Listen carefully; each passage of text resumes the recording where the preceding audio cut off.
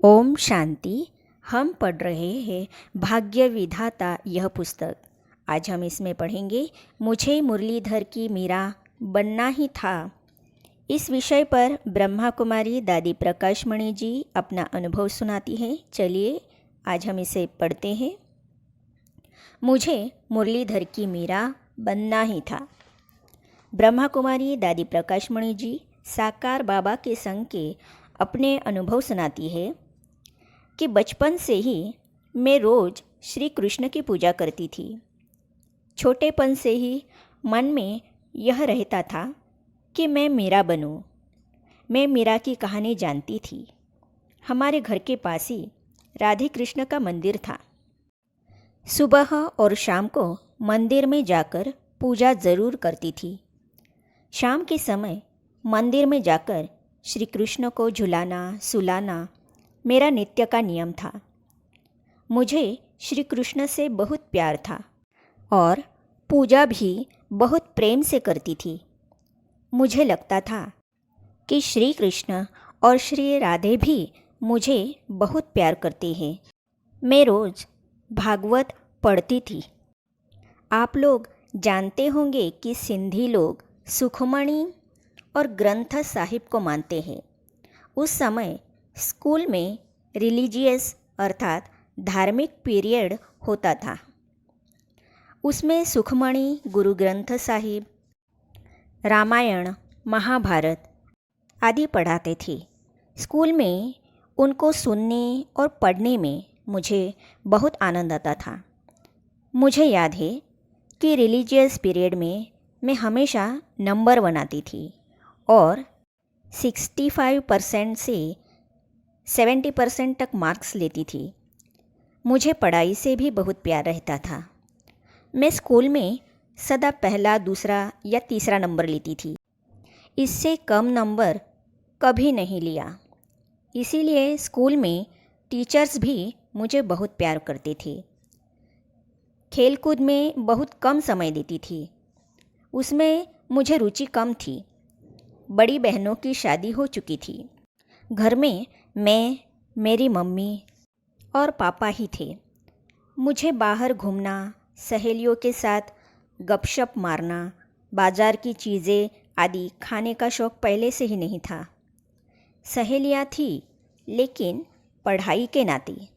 बाकी व्यर्थ समय गंवाने की दोस्ती किसी से भी नहीं थी।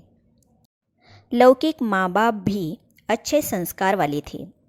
सत्संग, धार्मिक कार्यों आदि में रुचि लेने वाले थे। इसीलिए मेरे संस्कार भी बचपन से अच्छे ही थे।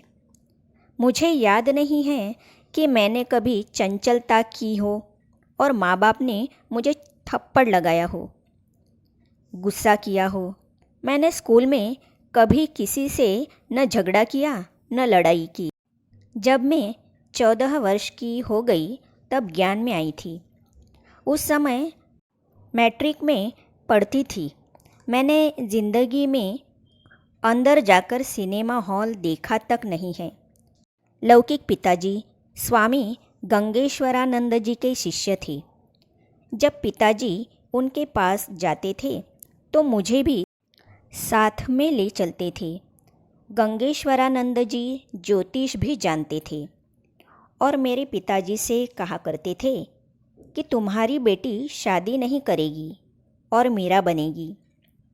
मुझे बचपन से ही खाने पीने का, देखने पहनने का शौक़ नहीं था। मुझे याद नहीं है कि मैंने मम्मी से कभी कहा हो कि मुझे ऐसा ऐसा फ्रॉक चाहिए, कपड़े आदि चाहिए, अथवा आज यह खाने का दिल हो रहा है, यह बनाओ। कभी नहीं। छोटेपन से ही मेरे फेवरेट अर्थात मनपसंद स्लोगन थे कि मांगने से मरना भला, इच्छा रखना अज्ञान है। मैं सोचती थी कि गोपियाँ थोड़ी ही इच्छा रखती थी, मीरा थोड़ी ही इच्छा रखती थी। वे नहीं रखती थी तो मैं क्यों रखूं? हाँ, मुझे एक इच्छा ज़रूर थी कि मैं श्री कृष्ण का दीदार करूं या विष्णु का दीदार करूं। मुझे यही मन में लगन रहती थी कि कब भगवान विष्णु के दर्शन होंगे, कब भगवान श्री कृष्ण के दर्शन होंगे। उस समय तो इनको ही भगवान मानते थे ना। श्री कृष्ण जी और श्री सत्यनारायण जी सपने में आने लगे। सन 1937 में जब मैं मैट्रिक में पढ़ रही थी तो सब विषय इतिहास, भूगोल, गणित, विज्ञान आदि अंग्रेजी भाषा में ही पढ़ाते थे।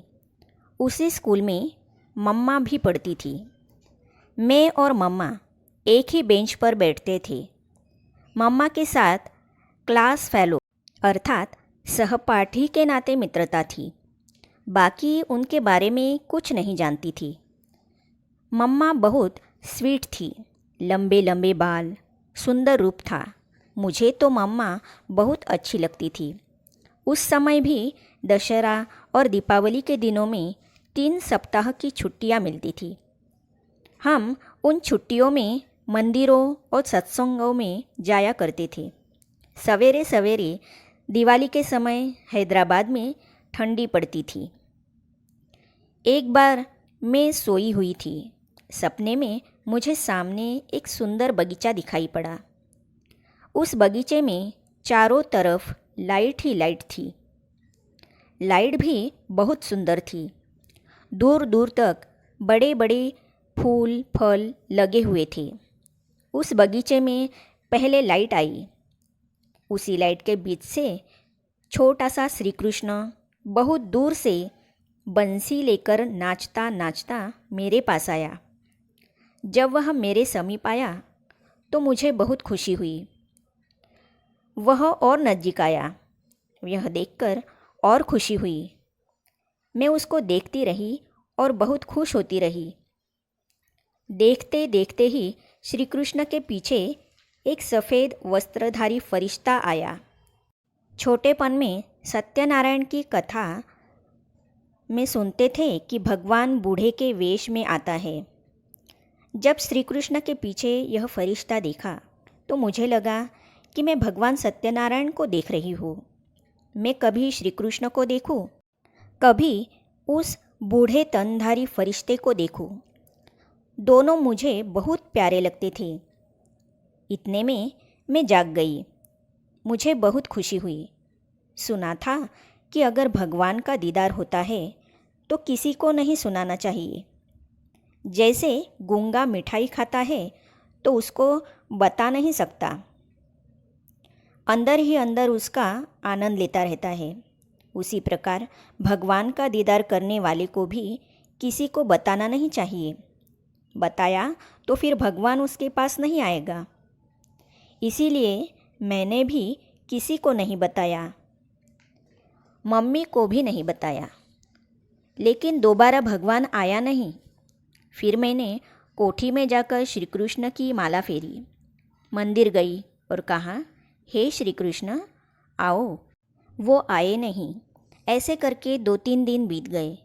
मेरी एक क्लास फेलो ओम मंडली में जाती थी। एक दिन उसने मुझे कहा कि तुम भी मेरे साथ वहाँ आओ। मैंने कहा ठीक है। एक दिन उसके घर पर गई। जब मैं वहाँ गई तो वह अर्थात मेरी सहेली ध्यान में गई हुई थी और आंसू बह रहे थे। उसका नाम लीला था। मैं आवाज़ देती रही, लीला लीला। वह कुछ सुने नहीं। अपने ही धुन में अपने आप मुस्कुराती थी, हाथ ऊपर करती रहती थी। मुझे कोई जवाब नहीं देती थी। मैंने उसकी मम्मी से कहा, मुझे लीला ने बुलाया था, लेकिन न बोलती है न आंखें खोलती है, जवाब भी नहीं देती है। मैं जाती हूँ। उसकी मम्मी ने कहा, बेटी मुझे पता नहीं इसको क्या हुआ है, जब भी देखो ध्यान में बैठी रहती है। 2-3 दिन से इसकी यह अवस्था है। उसकी यह अवस्था मुझे बहुत अच्छी लगी। मैं जा रही थी तो उतने में ही वह ध्यान से जागी और मुझे देखकर कहने लगी, रामा चलो, मैं तुमको श्री कृष्ण का दीदार करा दूंगी। मैंने कहा, श्री कृष्ण का दीदार कराना क्या मौसी का घर है? मैं इतनी पूजा भक्ति करती हूँ, मुझे ही नहीं होता तो तुम क्या मुझे दीदार कराओगी? फिर लीला ने कहा, अभी शाम हो गई है, कल सुबह 10 बजे चलेंगे। सत्संग में ज़्यादातर माताएं ही आती थी, इसीलिए बाबा सुबह 10 बजे सत्संग आरंभ करते थे। फिर मैं घर गई। पिताजी ने ही कहा, बेटी तुम भी दादा के सत्संग में जाओ। इस अपने अनुभव को दादी प्रकाश मणि जी ने आगे सुनाया है, तो इसे हम पढ़ेंगे अगली कड़ी में। तो इसे जानने और पढ़ने के लिए इस चैनल को सब्सक्राइब करने के साथ ही साइड में जो बेल आइकॉन है उसे भी क्लिक कीजिए, ताकि आने वाली सभी वीडियो और अब तक की सारी वीडियो आप तक पहुंचती रहेगी। ओम शांति।